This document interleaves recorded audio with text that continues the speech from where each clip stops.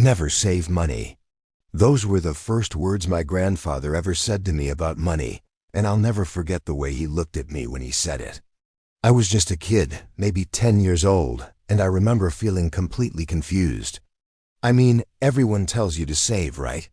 Every adult, every teacher, every commercial on TV. Save for a rainy day.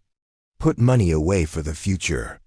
But my grandfather just smiled at me, this knowing smile, and he said, "No, son, don't just save money.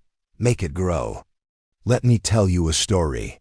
In a small town, not too different from thousands of small towns across America, there lived an old man. Now people in that town, they had a name for him. They called him Lazy. And honestly, if you looked at him from the outside, you'd probably think the same thing. Every single day, you'd find him sitting under this massive oak tree in the center of town. He'd sit there for hours, just staring at the sky, watching cars pass by on the main road, lost in his thoughts. And he'd dream. Oh, how he dreamed. One day I'm gonna open my own shop right here on Main Street. One day I'm gonna buy some land, get some cattle, build something real. One day I'm gonna be successful, gonna make my family proud. But here's the thing about one day. One day never comes when all you do is dream. He never took a single step toward those dreams. He just sat there, day after day, year after year, while life passed him by.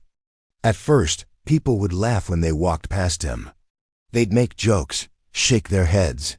But after a while, the laughter stopped. It turned into something sadder, something heavier. It turned into pity. You could see it in their eyes when they'd pass by, that mixture of sadness and disappointment.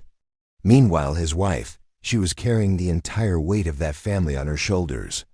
She'd wake up before sunrise, cook breakfast, clean the house, wash clothes by hand, try to stretch every single dollar as far as it would go. And one evening, after another long, exhausting day, she sat down next to him. Her voice was gentle, but you could hear the exhaustion in it. "Dreams are beautiful, honey.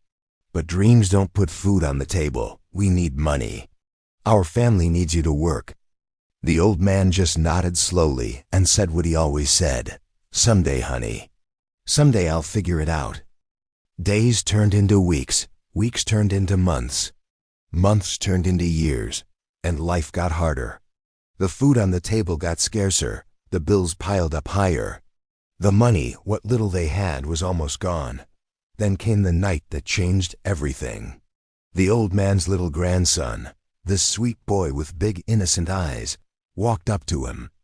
The kid was barefoot, his clothes were worn and too small, and you could see his ribs through his thin shirt.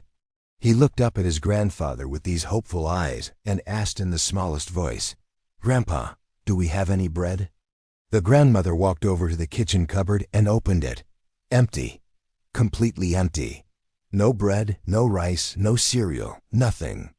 Just bare shelves staring back at them. In that moment, something broke inside the old man. He looked at his grandson, this innocent child who didn't ask to be born into poverty, who didn't deserve to go to bed hungry, and tears started rolling down his face. For the first time in his life, he truly understood. Dreams are beautiful. Dreams give us hope, but dreams alone don't feed a family. Dreams without action are just fantasies. That night, he couldn't sleep. He tossed and turned, staring at the ceiling, his stomach empty, his mind racing, his heart heavy with shame and regret. When the sun came up the next morning, he did something he had never done before. He got up, put on his worn-out boots, and went out to find work. He became a field worker. The summer sun beat down on him mercilessly. The ground was hard and dry. He worked 12, sometimes 14-hour days. He lifted heavy equipment, worked with tools that made his hands bleed. His back screamed in pain, his feet burned inside those old boots. Every single night, he came home completely exhausted, barely able to stand. The grandmother would cook whatever little food they could afford, maybe some beans, maybe a couple of tortillas, nothing more. His grandson would run up to him every evening and ask, "Grandpa, what did you make today?" and he'd pull out a few crumpled bills from his pocket. It's not much, buddy, but it's something. But then reality hit him hard. Money came in, and money went right back out. Food, medicine, rent, electricity, water bills. The money disappeared as fast as it arrived. The roof still leaked when it rained. The family was still hungry most nights. Trying to save money felt absolutely impossible. One afternoon at the local grocery store, the old man overheard a conversation. A group of men were standing by the checkout, talking loud enough for everyone to hear.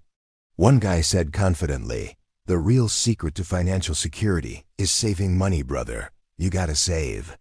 That's how you protect your future." Those words stuck with the old man.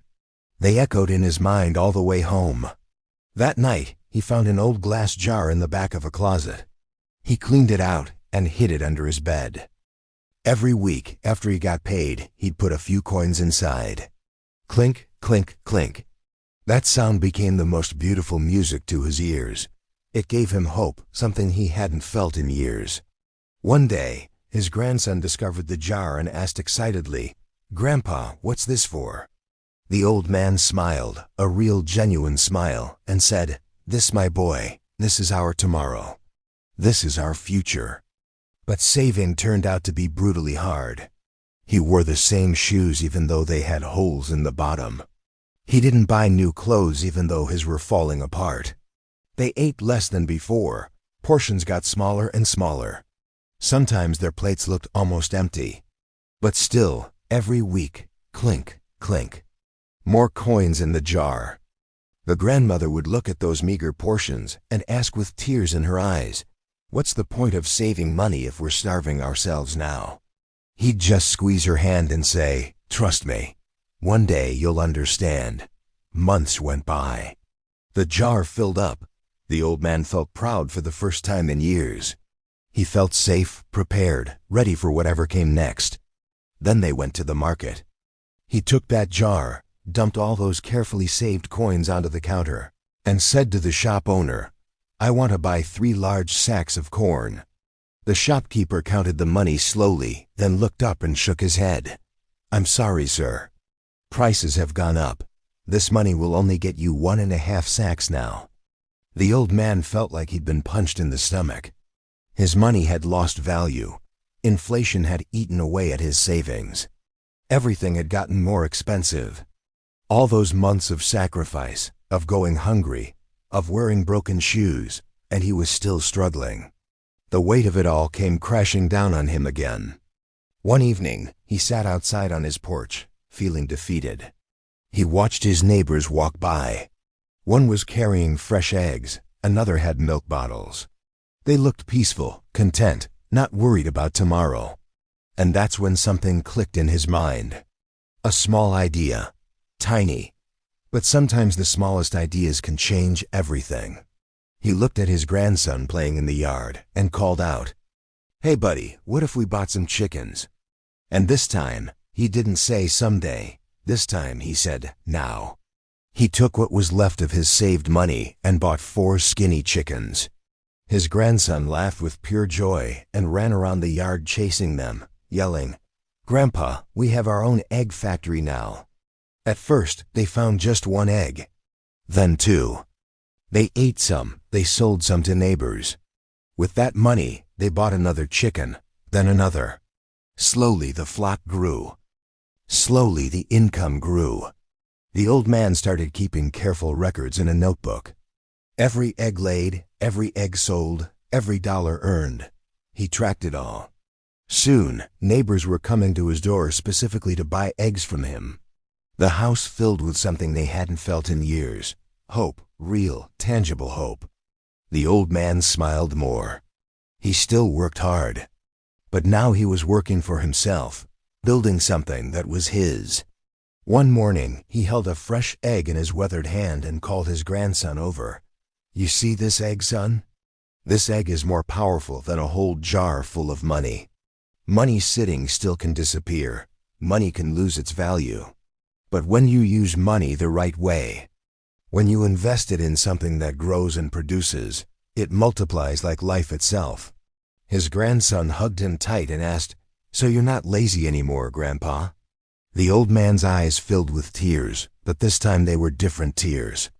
"No, son, I learned the most important lesson of my life. Never just save money. Make it grow, invest it, use it to build something." And from that day forward, he told everyone who would listen, saving money is like trying to hold water in your hands. No matter how tight you grip, it slowly slips through your fingers. But if you use that money to build something, even something small, it becomes bigger. It multiplies. It grows. That was his greatest lesson. And today, I'm sharing it with you, just like my grandfather shared it with me. Don't just save money, invest it, grow it. Even the smallest start can completely change your life. Take that first step today, not someday.